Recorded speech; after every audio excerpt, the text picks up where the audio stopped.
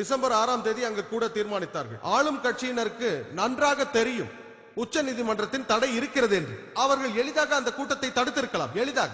ஆனால் யோசித்தார்கள், நான் தடுத்தால் ஓட்டை இழக்க வேண்டியிருக்கும், அதனால் கூட்டத்தை நடக்க அனுமதிக்கிறார். கூட்டம் நடக்கிறது. அதன் பிறகு அவர்கள் சொல்கிறார்கள், திடீரென்று அங்கு கூடியிருந்த ஆயிரக்கணக்கான கார் சேவகர்கள் திடீரென்று பாபரி மஸ்ஜிதை இடித்து விட்டார்கள் என்று. திடீரென்று எல்லா சேனல்களிலும் நேரடி ஒளிபரப்பு நடந்து கொண்டிருந்தது. நமக்கு தெரியும், திரிசூலத்தையும் லட்டியையும் கொண்டு ஒரு பெரிய கட்டிடத்தை இடிக்க முடியுமா? முடியாது. அவர்கள் குண்டு வைத்து தகர்த்திருக்கிறார்கள். ஏற்கனவே திட்டமிட்டு செய்திருக்கிறார்கள். அவர்கள் குண்டு வைத்து செய்திருக்கிறார்கள். யார் வேண்டுமானாலும் பார்க்கலாம். நீங்கள் மிலிட்டரி ஸ்பெஷலிஸ்டாக இருக்க வேண்டிய அவசியம் இல்லை, கண்களால் பார்க்கலாம். அங்கு குண்டு வைத்திருக்கிறார்கள். அப்படித்தான் கட்டிடம் விழுந்தது, லாட்டியாலும் திரிசூலத்தாலும் அல்ல. ஒருவேளை ஜார்ஜ் புஷ் டிசம்பர் 6ஆம் தேதி 1992 நடந்த சம்பவத்தை பார்த்து செப்டம்பர் 11, 2001 முன் உதாரணமாக எடுத்து செய்திருக்கிறார். நேரமில்லாத காரணத்தால் இதை பற்றி விரிவாக பேச முடியாது. அதுவே ஒரு பெரிய சொற்பொழிவு. 2001 நடந்த உள் விவகாரம். நிறைய அமெரிக்கர்கள் இதை பற்றி பேசிவிட்டார்கள். ஒருவேளை இதை பார்த்து அவருக்கு யோசனை கிடைத்திருக்கலாம், இதை நாம் நியூயார்க்கிலும் செய்யலாம் என்று. அதன் பிறகு என்ன நடந்தது? கலவரம் ஏற்பட்டது. நாடு முழுவதும் கலவரம் ஏற்பட்டது. நாட்டு பிரிவினைக்கு பிறகு நடந்த பெரிய கலவரம். நாடு முழுவதும் பல்லாயிரக்கணக்கான அப்பாவி மக்கள் கொல்லப்பட்டார்கள். அதில் பெரும்பாலானோர் முஸ்லிம்கள். யாரை குற்றம் சொல்வது? அப்பாவி இந்தியர்களை. அரசியல்வாதிகளால் அவர்கள் தூண்டிவிடப்பட்டார்கள். சண்டை போடுங்கள், மற்ற மதத்தாரை கொல்லுங்கள். தூண்டிவிடப்பட்ட அப்பாவி மக்கள் தூண்டிவிடப்பட்டார்கள், கலவரத்தில் ஈடுபட்டார்கள். நாம் எல்லோருக்கும் தெரியும், பாம்பே அதிகமாக பாதிக்கப்பட்ட நகரம் பாம்பே தான். பிரிவினையின் போது கூட பாம்பேவில் நடந்த கலவரம் பாம்பேவின் வரலாற்றிலேயே மிகப்பெரிய கலவரம். பிரிவினையின் போது கூட இத்தனை பேர் கொல்லப்படவில்லை. ஆனால் 92லும் 93லும் பாம்பேயில் அதிகம் பேர் கொல்லப்பட்டார்கள். காவல் அதிகாரிகள் நினைத்திருந்தால் இந்த கலவரத்தை சுலபமாக நிறுத்தி இருக்கலாம். சுலபமாக ரிசர்வ் போலீஸின் உதவியோடும் மிலிட்டரியின் உதவியோடும் எளிதாக அவர்கள் தடுத்திருக்கலாம். ஆனால் அவர்கள் தடுக்கவில்லை. அமைதியாக வேடிக்கை பார்த்துக் கொண்டிருந்தார்கள். சில நல்லவர்கள் முயன்றார்கள், ஆனால் முடியவில்லை. ஆனால் அதிகம் பேர் வேடிக்கை பார்த்துக் கொண்டிருந்தார்கள். சிலர் அதில் கலந்தும் கொண்டார்கள். எனக்கு தெரியும், காவல்துறை அரசியல்வாதிகளால் கட்டுப்படுத்தப்படுகிறது. அவர்கள் ஏதாவது செய்ய முயன்றால் அரசியல்வாதிகள் நடுவில் வருவார்கள். அதனால் மீண்டும் பழி அரசியல்வாதிகள் மீதே போகிறது. அதன் பிறகு அரசாங்கம் ஒரு நீதிபதி ஆணையத்தை விசாரணைக்கு அமைத்தது, முஸ்லிம்களை திருப்திப்படுத்த. அவர்கள் ஜஸ்டிஸ் ஸ்ரீகிருஷ்ணாவை நியமித்தார்கள். அதை பிரபலமாக ஸ்ரீகிருஷ்ணா கமிஷன் என்று அழைத்தார்கள். நமக்கு தெரியும், ஜஸ்டிஸ் ஸ்ரீகிருஷ்ணா அப்பொழுதும் இப்பொழுதும் ஒரு உண்மையான இந்து பக்திமான். அதே நேரத்தில் அவர் ஒரு நீதிமான், நேர்மையானவரும் கூட. நமது விருந்தினர் ஹோஸ்பட் சுரேஷை போல ஒரு நீதி உள்ள நேர்மையான நீதிபதி அவர். அவர் தீர்ப்பளித்தார். அரசாங்கம் அதை ஏற்கவில்லை. சில ஆண்டுகள் கடந்தது.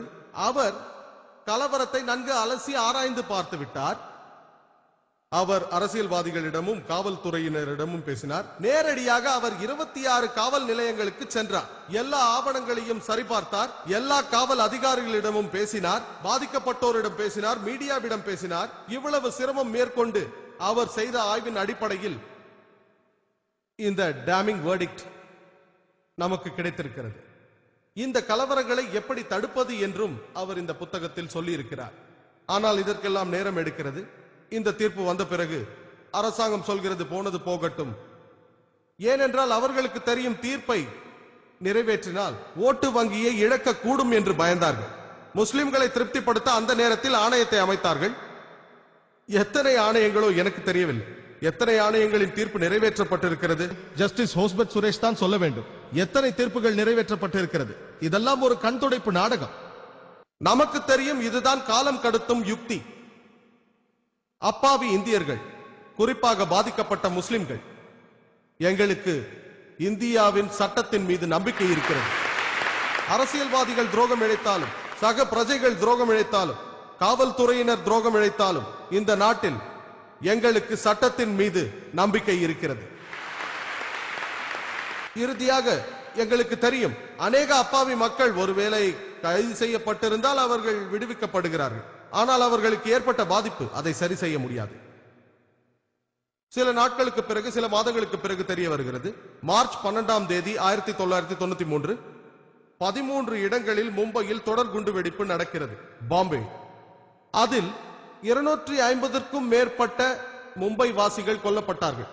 250க்கும் மேற்பட்ட அப்பாவிகள் கொல்லப்பட்டார்கள். 700க்கும் மேற்பட்ட அப்பாவி மக்கள் காயமடைந்தார்கள்.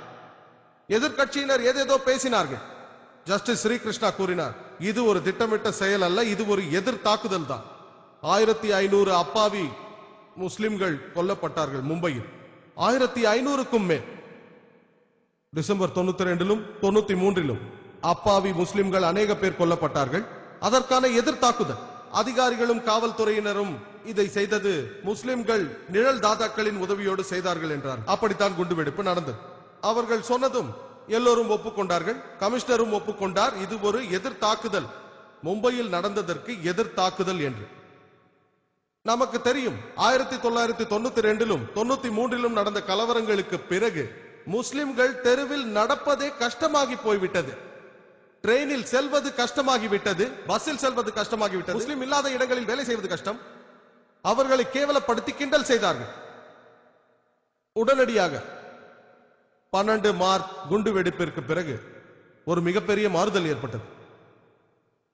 அப்பாவிகளை கொல்வது தவறு என்று அநேக முஸ்லிம்களுக்கு தெரியும். இருந்தாலும் இந்த குண்டு வெடிப்பை நிகழ்த்தியவர்களை பற்றி சந்தோஷப்பட்டார், உள்ளூர மகிழ்ச்சி அடைந்தார்கள்.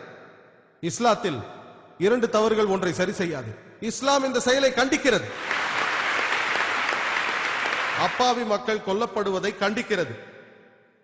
உங்களுக்கு யாரோ அநீதி இழைத்து விட்டார் என்பதற்காக அப்பாவி மக்களை கொல்வது தவறு. நீங்கள் ஒரே இனத்தாராக இருந்தாலும் இன்னொருவரை கொல்ல முடியாது. இஸ்லாம் இதை கண்டிக்கிறது. இதை யார் செய்தாலும், முஸ்லிமோ முஸ்லிம் அல்லாதவரும், 250 அப்பாவி மக்களை கொன்றவர் யாராக இருந்தாலும் 12 மார்ச் 1993 அன்று இஸ்லாம் அதை கண்டிக்கிறது.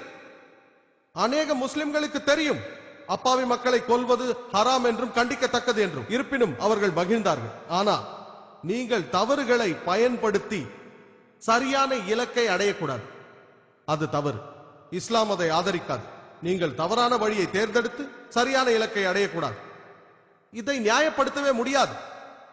நமக்கு தெரியும் முஸ்லிம்கள் கொடுமைப்படுத்தப்பட்டார்கள், கொல்லப்பட்டார்கள் என்று. ஆனால் அப்பாவி மக்கள் கொல்லப்படுவதை நியாயப்படுத்த முடியாது. சிந்தித்து பாருங்கள், அந்த 250 அப்பாவி மக்களின் குடும்பத்தினருக்கு முஸ்லிம்கள் தான் கொன்றார்கள் என்று தெரிய வந்தால் இது எந்த விதமான மதம் என்று கேட்பார்கள். நாங்கள் என்ன குற்றம் செய்தோம்? நாங்கள் கொடுமை செய்தோமா? உங்களுக்கு தீங்கி இழைத்தவனை பிடித்து அவனை நியாயம் தீர்த்தால் அதில் தவறு இல்லை, அவனுக்கு தண்டனை கொடுக்கலாம். எல்லா மதங்களும் இதை ஆதரிக்கும். தெருவில் கொல்லப்பட்ட அப்பாவி மக்கள், அவர்கள் என்ன தீங்கி இழைத்தார்கள்? சிந்தியுங்கள். அவர்கள் இஸ்லாமிற்கு நிரந்தர எதிரியாக மாறிவிடுவார்கள். எந்த ஒரு அப்பாவி கொல்லப்படுவதையும் இஸ்லாம் ஆதரிக்காது, நியாயப்படுத்தாது. அது கண்டிக்கத்தக்கது. நாம் இந்த தொடர் நிகழ்வுகளை பார்த்தோமேயானால் யாரை குற்றம் சொல்வது?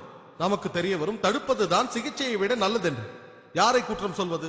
நடந்த நிகழ்வுகளை பார்க்கும் பொழுது நமக்கு தெரிய வரும், அதாவது எதிர்கட்சி அரசியல்வாதிகள், எதிர்கட்சியில் இருக்கும் அரசியல்வாதிகள் பாபரி மஸ்ஜிதையும் ராம் ஜன்ம பூமியையும் ஒரு அரசியல் மேடையாக அமைத்திருக்காவிட்டால் 93ல் நடந்த மும்பை குண்டு வெடிப்புகள் நடந்தே இருக்காது.